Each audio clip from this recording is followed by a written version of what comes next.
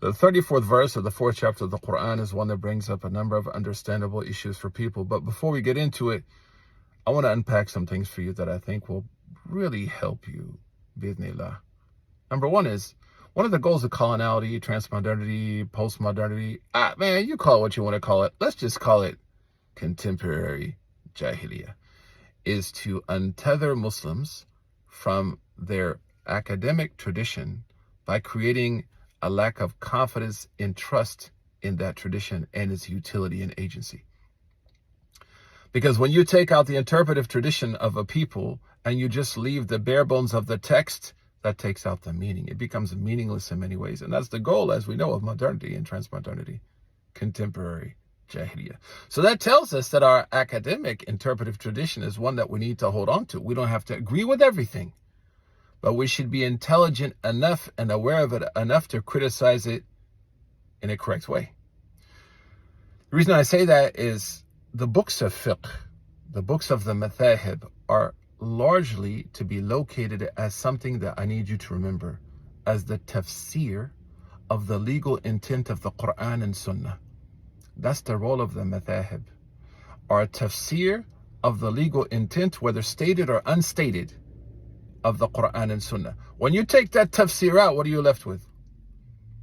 And Muslims will then begin to interpret those texts with the furnishings of their environment. This is how coloniality works, man. This is how jahiliyyah works. When we look at the 34th verse of the 4th chapter of the Quran, and we go to the books of the madhahib, we find that none of them allow what we understand today to be physical assault. None of them. In fact, the Malikis say that if a man insults a woman verbally or her husband verbally, that gives her right to ask for divorce. What would they say about actual physical assault? Well, they say definitely that allows her to demand an annulment in her marriage. So the role of the interpretive tradition is to keep us balanced, to mediate us between the challenges of our time and not being so anachronistic that we're stuck in the past. It should inspire us and help us navigate. The tradition should be an inspiration.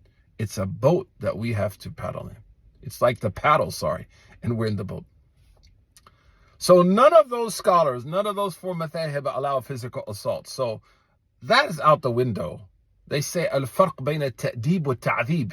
There's a difference between tapping someone, like, hey, get it together. If we're like in that moment, if that happens between people, if that's how you want to roll with, or torture, assault.